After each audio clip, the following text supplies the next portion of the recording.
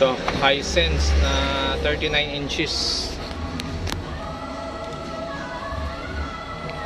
So, naka-standby na yan. Power on natin. On na siya. Yan, lumabas yung Hisense. So, ang problema nito ay sabi ng may-ari, yan, no? Malabas na yung bar lines. Yan. So, yan yung issue nito. 39 inches. Buksan natin. So, ito naman yung kanyang main board. At ang gamit na top board ay 39T15. Yan. Madilim. So, yan yung gamit na top board.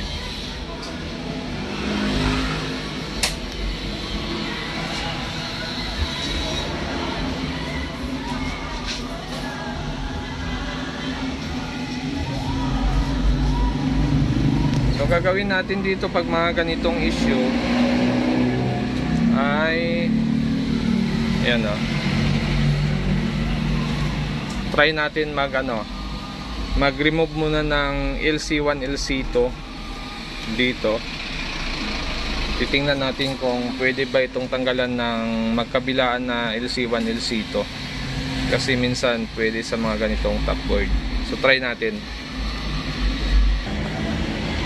Yan. So, ito, bali tinanggal natin yung LC1, LC2 dito. Ito yung LC2 natin. Yan.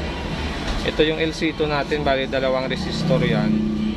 Kahit isa lang dito pwede na tanggalin yan. Tapos ito naman yung LC1 natin, dalawa din yung resistor nya. Kahit isa lang din yan pwede rin tanggalin. So, testing ngayon natin. Natanggal natin yung LC1, LC2 dito. Testing natin. Titingnan natin kung ano yung display nito, kung magki-clear pa siya or may issue pa rin siya. So, nag-on na siya. Yan. So, mapapansin natin nagkakaroon siya ng vertical bar lines. Yan. So, ganun pa rin, ano? Mayroon pa rin siyang vertical bar lines. So, hindi siya nag-clear.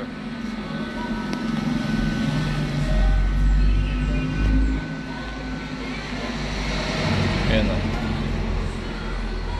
Parang magalaw yung screen. Yan, nagdodoble siya, oh. So, pag nagdodoble yung display, try natin i-remove din yung kabila. So, remove din natin yung kabila dito. Yung LC1, LC2 din. Kahit isa lang din pwede naman. Yan.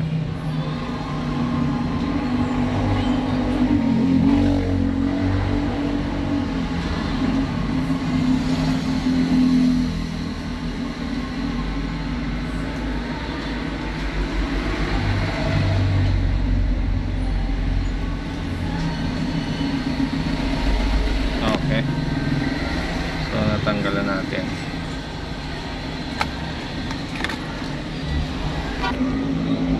So, ito, tuloy tayo. Natanggal na natin yung LC1, LC2 dito. Tapos yung kabila, ganun din, natanggal din natin dito. Yan, testing natin. Titingnan natin kung mag-normal yung display nito. Kasi minsan sa mga ganito, may mga top board kasi na pag ginawa mo yung ganitong setup ay nagno-normal yung unit. Mayroon naman na lalong nasisira. So, depende pa rin sa sira ng salamin, ano? Kung pwede pa siya o hindi. So, ito, nagka-display na siya. Yan. So, mapapansin nyo, wala na siyang vertical bar lines na kulay green. Yan, malinis na siya. So, try natin lagyan ng palabas ito, ng video, para makita natin kung talagang nag-clean ba yung display nito or hindi. Okay, so ganyan yung display niya. Nag-normal siya. Yan, so pwede pala yung ganitong top board na nagkaroon ng issue na gano'n na vertical bar lines or kulay green na bar lines. So pwede mo siyang i-try na i-remove yung LC1, LC2 sa magkabilaang side, no? So itabi nyo na lang para pag kailangan nyo ulit yung resistor na yan ay pwede nyo pa siyang ibalik ulit. So yun yung ginawa natin ngayon, ay okay na yung display nito. At kung bago lang kayo sa aking channel, huwag kalimutan mag-subscribe. So medyo madalang na lang tayo mag-upload dito dahil busy din tayo pagdating ng bare months.